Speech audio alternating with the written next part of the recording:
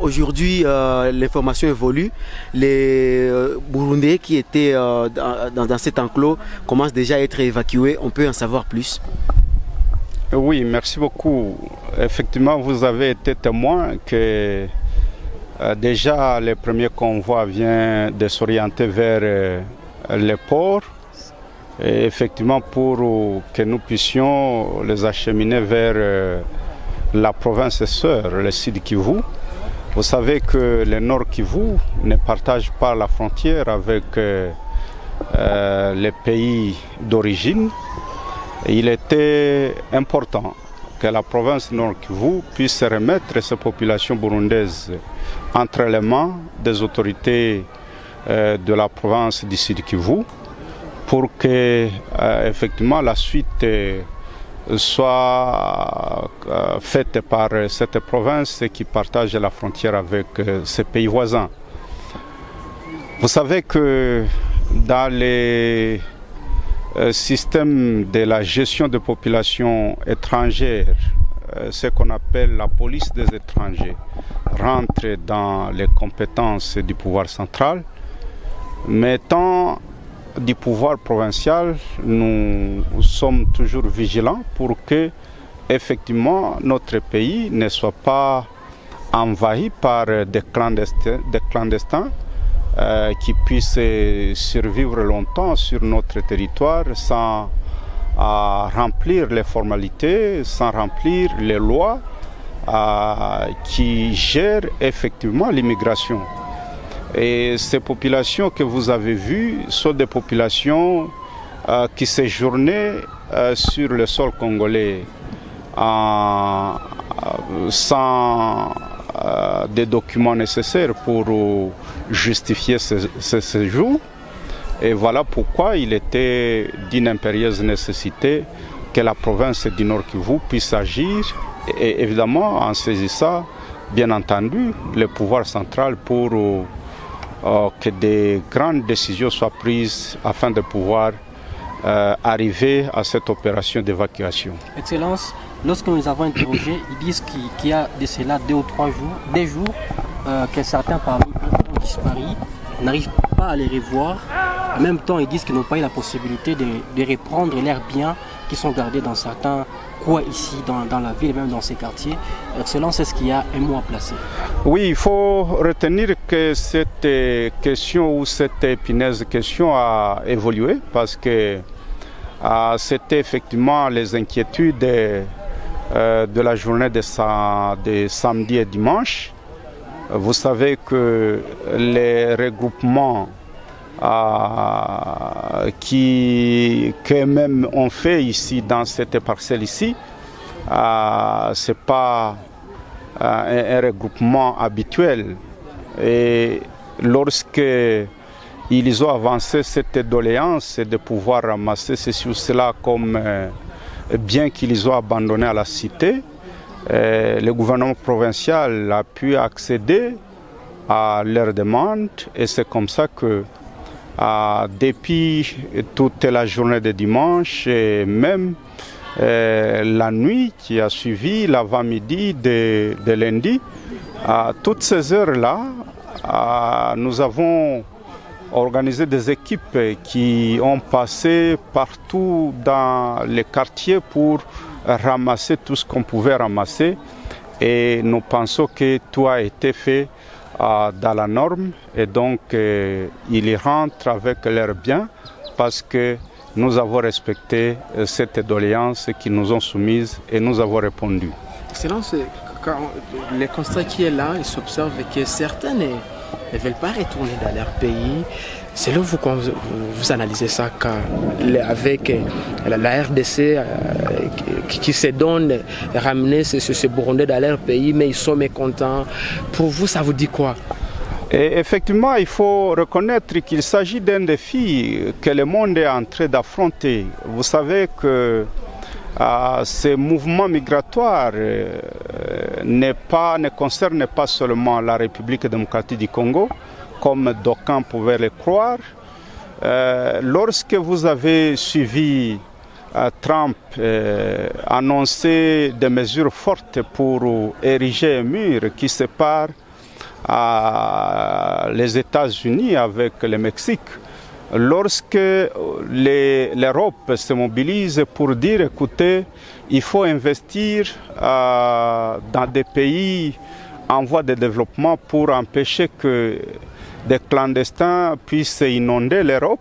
Et donc ça signifie que dans la sous-région aussi, il y en a qui pensent et qui sont convaincus que la RDC, lorsqu'on y arrive, on peut trouver facilement la terre, on peut trouver facilement les conditions de mieux vivre ou de mieux être.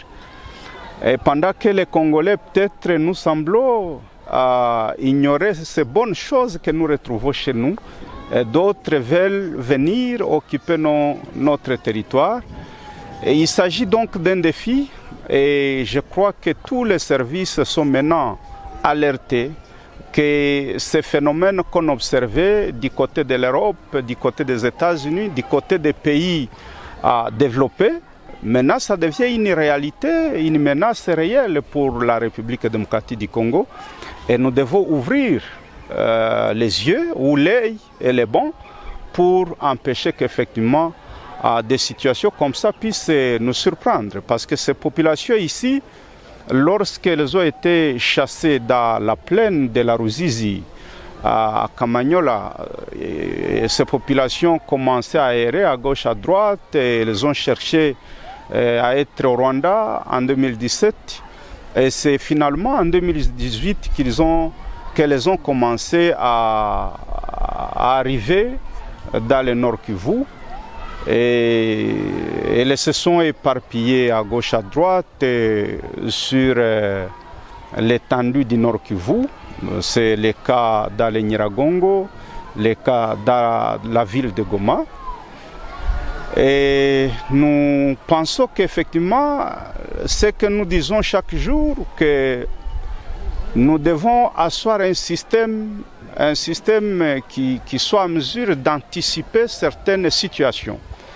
Voilà pourquoi nous sommes en train de monter ce système de Nyumba Kumi, le système des 3 maisons, le système comment dirais-je, du renforcement des capacités des chefs de quartier, parce qu'effectivement, nous devons amener toute la population à être vigilante et à dépister ou à découvrir ces visages nouveaux qui arrivent dans les quartiers, dans les avenues, et les dénoncer bien avant, pour que demain ou après-demain, nous ne puissions pas encore avoir un grand nombre qui poserait problème de retour. Et donc, je crois que ce sont des signes révélateurs qui nous interpellent tous, parce qu'il ne faut pas que la sécurité soit l'affaire des dirigeants seulement, mais il faut l'implication de la population. Et les pays qui ont fait recours à l'appui de la population pour la sécurité, ce sont des pays qui ont réussi dans la sécurité. Nous voudrions donc que même la population du Nord Kivu, la population de Goma, de Nyiragongo et de partout, soit vigilante et surtout alerter au bon moment les services pour que les visages nouveaux soient dépistés et soient détectés et tout de suite là pour celui-là qui n'est pas en ordre. Vous savez que ce ne sont pas seulement les étrangers qui viennent chez nous, mais il faut le reconnaître que même les Congolais vont ailleurs. Mais les Congolais s'efforcent quand même à être en ordre. Il n'est pas dit que la RDC ne reçoit plus les gens, non. Mais nous recevons les gens pourvu qu'ils soient en ordre, qu'ils viennent avec des documents migratoires, avec des documents qui rentrent dans les lois telles qu'elles sont définies pour un séjour en République démocratique du Congo. Voilà ce que nous pouvons dire. Excellence, Burundais, vous avez tenu en ce moment. Nous sommes sommes responsables étatiques. Nous faisons respecter les lois de la République, comme nous l'avons dit. Nous avons constaté qu'il y a plus de 1400 irréguliers burundais. Aujourd'hui, on est déjà à plus de 1444. Nous sommes en train de renvoyer par où ils sont entrés. Et c'est ça la loi. C'est la raison pour laquelle le gouvernement provincial a disponibilisé ces bateaux pour que ces gens rentrent par où ils sont entrés. La République démocratique du Congo, comme je venais de le dire, c'est un pays qui respecte les droits humains. Vous êtes en train de le constater. Depuis 2 jours, nous les assistons. On a donné à manger.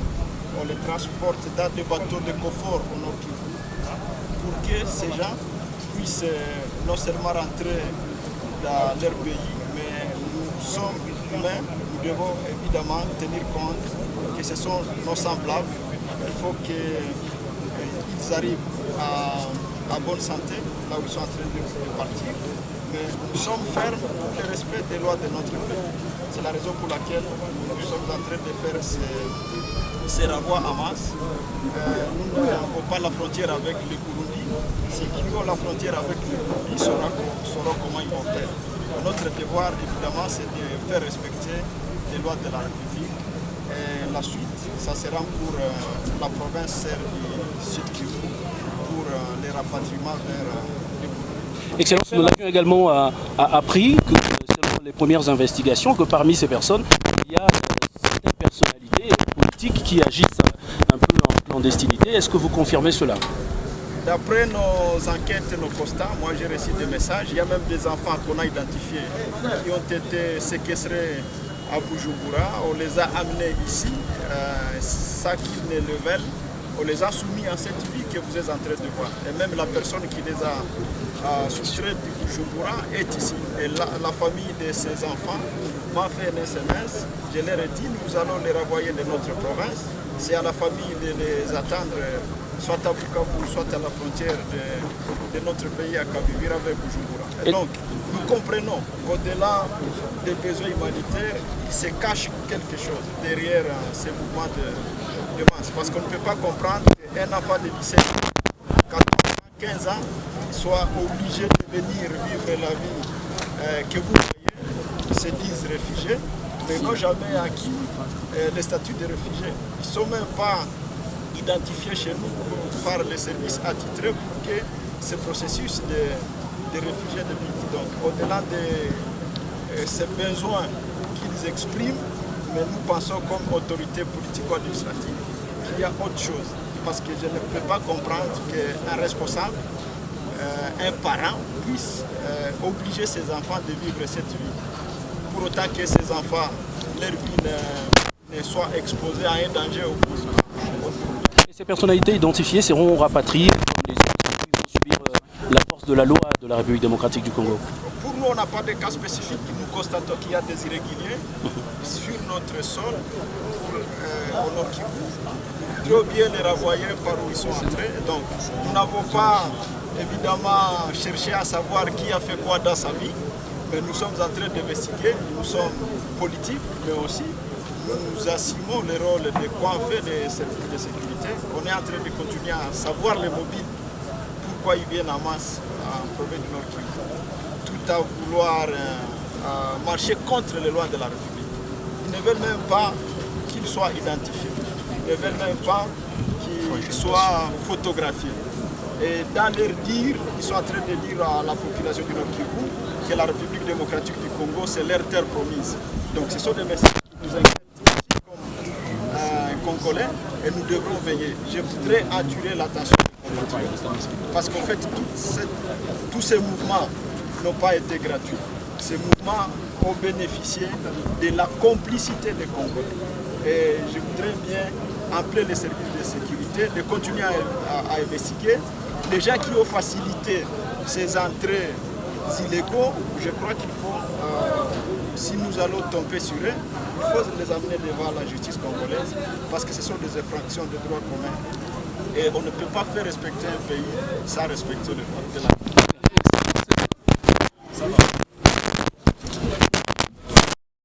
Il y a quelques jours, on a appelé nos représentants. Nous ne savons pas où on les a amenés. C'est la disparition. Aujourd'hui,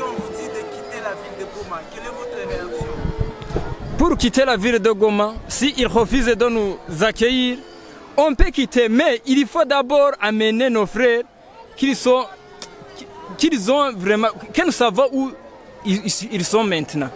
Nous sommes traumatisés il y a longtemps. Parmi nous au Burundi, il y avait des disparitions, des morts partout.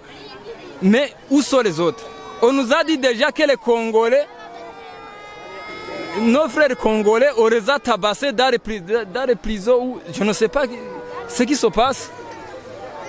Qu'est-ce que vous demandez aux autorités? Nous demandons aux autorités d'abord d'amener nos frères, nos enfants qui sont dans les quartiers, immédiatement avant de partir. Mais il y a certains parents qui sont déjà partis. Qu'est-ce que vous comptez faire? Il y a certains qui viennent de partir dans des véhicules. Vous qui êtes restés, qu'est-ce que vous comptez faire? On ne sait pas.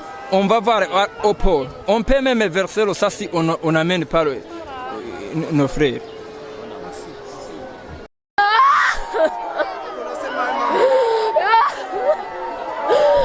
Niko na bababwa nangu balimufunga na sijua kwenye hiku na mtoto naenda wapi na sijua Burundi.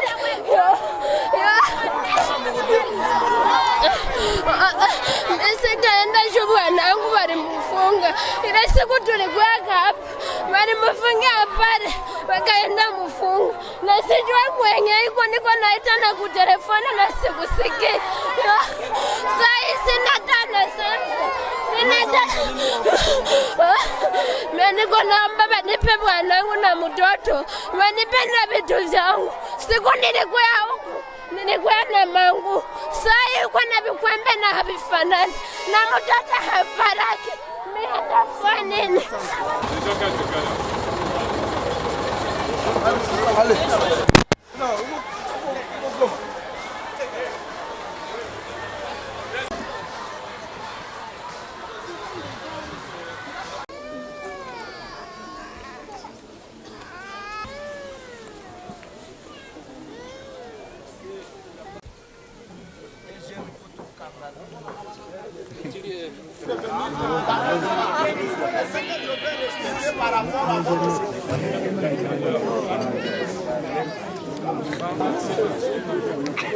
Tena jamii wanamke na watoto.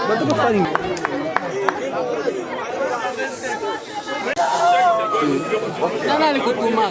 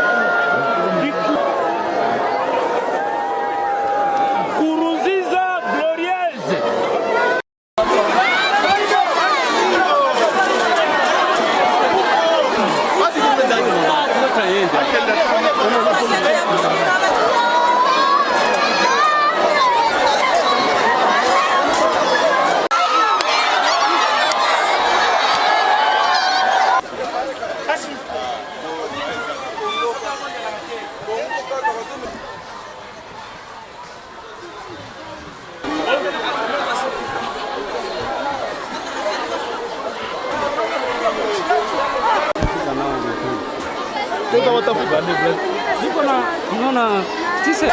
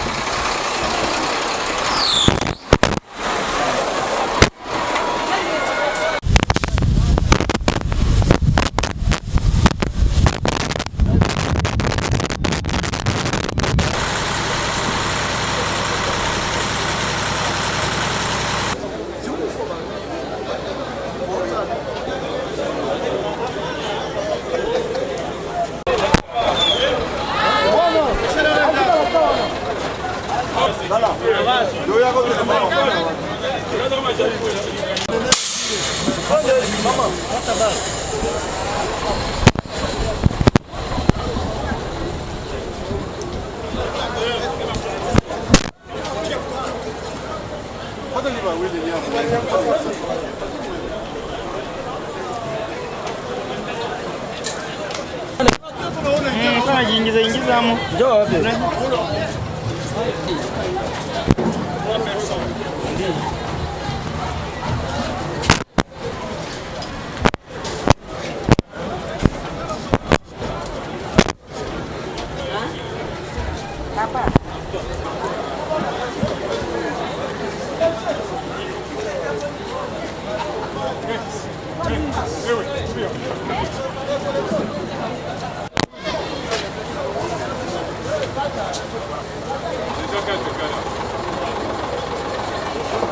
Allez.